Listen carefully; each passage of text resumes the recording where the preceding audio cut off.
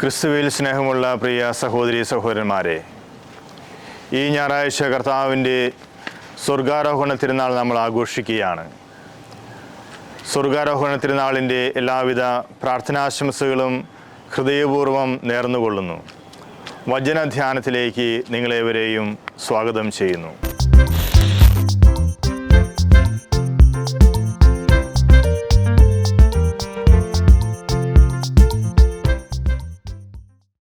Hermann ഹെസ്സയുടെ Siddhartha എന്ന നോവലിൽ രണ്ട് തരത്തിലുള്ള വ്യക്തികളെക്കുറിച്ച് പറയുന്നുണ്ട്.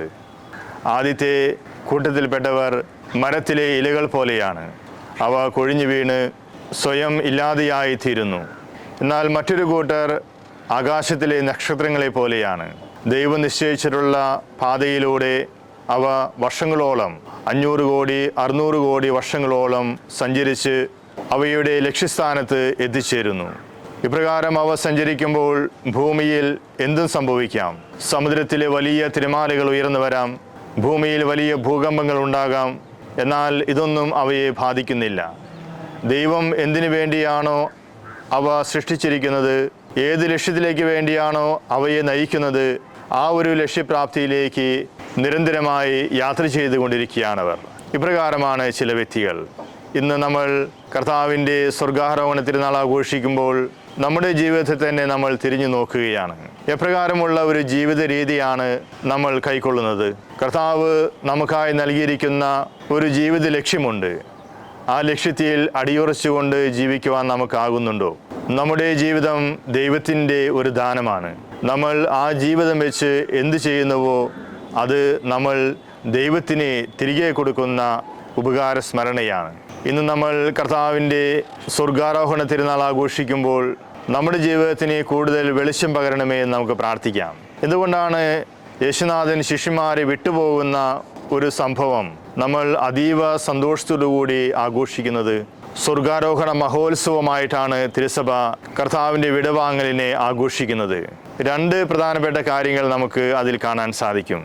ഒന്നാമതായിട്ട് നമ്മുടെ ജീവിതത്തിന് വലിയ പ്രത്യാശ നൽകുന്ന ഒന്നാണ് കർത്താവിൻ്റെ സ്വർഗാരോഹണം. തൻ്റെ പിതാവിൻ്റെ പക്കലേക്ക് യാത്രയാകുന്ന യേശുനാഥൻ നമ്മളെയും പിതാവിൻ്റെ പക്കലേക്ക് കൊണ്ടുപോകും. ഈ ജീവിതത്തിലെ എല്ലാ ദുഃഖങ്ങൾക്കും അപ്പുറം സന്തോഷകരമായ ആനന്ദകരമായ ഒരു സ്വർഗീയ ജീവിതം ഉണ്ടെന്ന് കർത്താവ് നമ്മൾക്ക് വെളിപ്പെടുത്തി തരികയാണ്. വിശുദ്ധ സ്റ്റീഫൻ മറ്റുള്ളവരാൽ കല്ലെറിഞ്ഞ് കൊല്ലപ്പെടുമ്പോൾ സ്വർഗത്തിലേക്ക് നോക്കുന്നുണ്ട്. അവിടെ സ്വർഗത്തിൽ പിതാവിൻ്റെ വലത്ത് ഭാഗത്ത് യേശുനാഥൻ ഉപവിഷ്ടനായിരിക്കുന്നു. തൻ്റെ സഹനത്തിൽ അത് വലിയൊരു പ്രചോദനമായിട്ടാണ് ആ വിശുദ്ധൻ കാണുക. പലപ്പോഴും നമ്മുടെ ജീവിതത്തിൽ സഹനങ്ങൾ കടന്നു വരുമ്പോൾ അതിൽ നിന്നും ഒളിച്ചോടാൻ ആഗ്രഹിക്കുന്ന വ്യക്തികളാണ്. കാരണം നമ്മൾക്ക് പേടിയാണ് നമ്മുടെ ജീവിതത്തിൽ സഹനങ്ങൾ ഏറ്റെടുക്കുവാനായിട്ട്, ബുദ്ധിമുട്ടുകൾ ഏറ്റെടുക്കുവാനായിട്ട്. മറ്റുള്ളവർ നമ്മളെ ദ്രോഹിക്കുമ്പോഴൊക്കെ നമ്മൾക്ക് ഭയപ്പാടാണ്.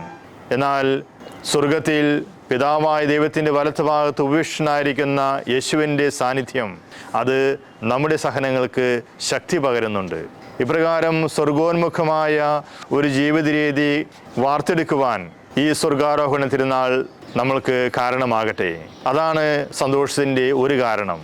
രണ്ടാമത്തെ കാരണം എന്ന് പറഞ്ഞാൽ അത് സഭയുടെ ജന്മദിനമാണ്. കർത്താവ് ഈ ലോകത്തിലേക്ക് ആഗതനാകുന്നു. ഈ ലോകത്തെ ജീവിതത്തിന് ശേഷം തൻ്റെ മരണത്തിനും ഉത്ഥാനത്തിനും ശേഷം 40 ദിവസങ്ങളോളം തൻ്റെ ശിഷ്യന്മാരെ പലവിധത്തിൽ ഉദ്ബോധിപ്പിച്ചുകൊണ്ട് അവിടുന്ന് ഈ ഭൂമിയിലായിരുന്നു. ഇപ്പോൾ ഇതാ സ്വർഗത്തിലേക്ക് ആരോഹണം ചെയ്യുന്നു. അവിടുന്ന് വീണ്ടും വരുമെന്നുള്ള ഒരു വാഗ്ദാനമുണ്ട്. ഇപ്രകാരം കർത്താവ് സ്വർഗത്തിലേക്ക് ആഗതനായതിൻ്റെയും അവിടുത്തെ വീണ്ടും വരവിൻ്റെയും ഇടയിലുള്ള സമയത്ത് കർത്താവിൻ്റെ പ്രവൃത്തികൾ തുടർന്നു കൊണ്ടുപോകേണ്ട വ്യക്തിയാണ് സഭ. ഇപ്രകാരം സഭയുടെ ഉത്ഭവം നമുക്കവിടെ കാണാൻ സാധിക്കും. സഭ കർത്താവിൻ്റെ പ്രവൃത്തികൾ ഫലമേൽപ്പിക്കുന്നത് തൻ്റെ ശിഷ്യന്മാരെയാണ്.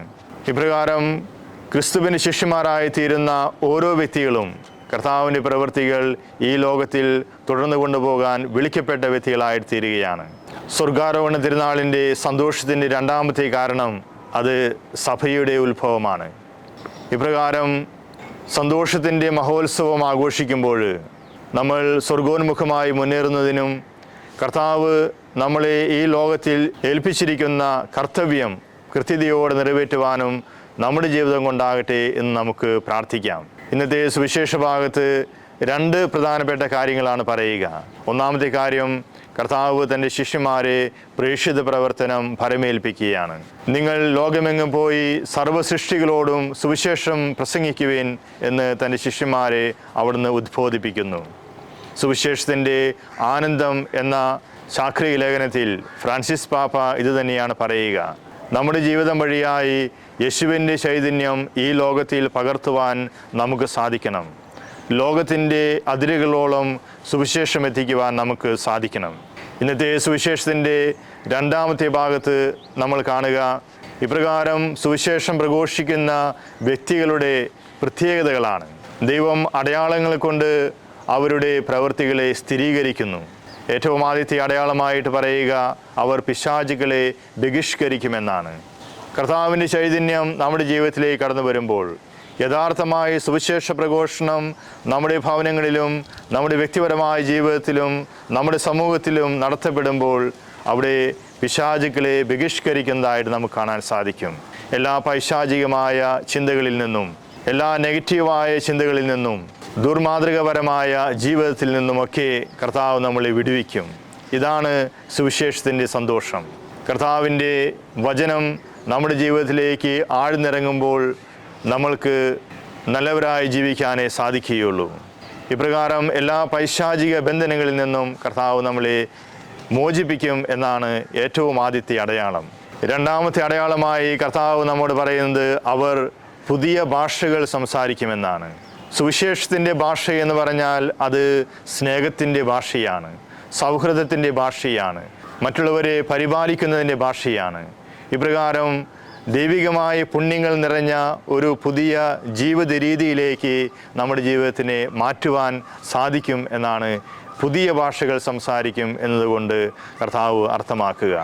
കർത്താവിൻ്റെ സ്വർഗാരോഹണത്തിലൂടെ നമുക്ക് നൽകപ്പെടുന്ന ദൈവികമായ ശക്തിയിലൂടെ നമ്മുടെ ജീവിതത്തിനെ പുതിയ ദിശാബോധത്തിലേക്കും പുതിയ മാർഗത്തിലേക്കും നയിക്കുവാൻ നമുക്കാകട്ടെ എന്ന് നമുക്ക് പ്രാർത്ഥിക്കാം. അതോടൊപ്പം തന്നെ മറ്റൊരു അടയാളമായിട്ട് പറയുക, അവർ സർപ്പങ്ങളെ കയ്യിലെടുക്കും, മാരകമായ എന്തു കുടിച്ചാലും അതവരെ ബാധിക്കുകയില്ലേ എന്ന്. എപ്പോഴും പൈശാചികമായ ശക്തികൾ നമ്മളെ തളർത്തുമ്പോൾ കർത്താവിൻ്റെ ചൈതന്യം നമ്മുടെ കൂടെ ഉണ്ടായിരിക്കുമെന്ന വലിയ വാഗ്ദാനമാണ് നമ്മൾക്ക് അവിടെ കാണാൻ സാധിക്കുക. അതോടൊപ്പം തന്നെ മറ്റൊരു അടയാളമായിട്ട് കാണുന്നത്, അവർ രോഗികളുടെ മേൽ കൈവച്ചാൽ അവർ സൗഖ്യപ്പെടുമെന്നാണ്. കർത്താവിൻ്റെ ഇടപെടലിലൂടെ എത്രയധികം രോഗസൗഖ്യങ്ങളാണ് ഈ ലോകത്തിൽ നടത്തപ്പെടുന്നത്. നമ്മുടെ വ്യക്തിപരമായ ജീവിതത്തിലും എന്തുമാത്രം ദൈവിക അനുഗ്രഹങ്ങളാണ് നൽകിയിട്ടുള്ളത്. ഇപ്രകാരം ശിഷ്യന്മാരുടെ ജീവിതം നമ്മൾ പരിശോധിക്കുമ്പോൾ അപ്പോസ്തലന്മാരുടെ നടപടി പുസ്തകത്തിൽ എന്തുമാത്രം രോഗശാന്തികളാണ് നൽകപ്പെടുന്നതെന്ന് നമുക്ക് കാണാൻ സാധിക്കും. ഇപ്രകാരം ഈ സുവിശേഷ ഭാഗത്തിലൂടെ കർത്താവ് നമുക്ക് നൽകുന്ന അടയാളങ്ങൾ അതിൻ്റെ പൂർണ്ണതയിൽ ജീവിക്കുവാൻ നമുക്കാകട്ടെ എന്ന് നമുക്ക് പ്രാർത്ഥിക്കാം. കർത്താവ് സ്വർഗത്തിലേക്ക് ആരോഹണം ചെയ്തു. അത് നമ്മൾക്ക് വലിയ പ്രത്യാശ നൽകുന്നുണ്ട്. നമ്മുടെ ഈ ലോക ജീവിതത്തിലെ എല്ലാ സഹനങ്ങൾക്കും അപ്പുറം നമ്മെ കാത്തിരിക്കുന്ന സ്നേഹത്തിൻ്റെ ദൈവിക സാന്നിധ്യമുണ്ടെന്നുള്ള ഉറപ്പാണത്. അതോടൊപ്പം തന്നെ ഈ ലോകത്തിൽ കർത്താവിൻ്റെ സാക്ഷികളായിട്ട് ജീവിക്കുമ്പോൾ നമ്മോട് കൂടെയുള്ള ദൈവിക അടയാളങ്ങളെ മുറുകെ പിടിച്ചുകൊണ്ട് ജീവിക്കാൻ നമുക്കാകട്ടെ എന്ന് പ്രാർത്ഥിക്കാം. സ്വർഗാരോഹണ തിരുനാളിൻ്റെ എല്ലാവിധ പ്രാർത്ഥനാശംസകളും ഒരിക്കൽ കൂടി നേരുന്നു. ദൈവം നമ്മളെ അനുഗ്രഹിക്കട്ടെ. ആമേൻ.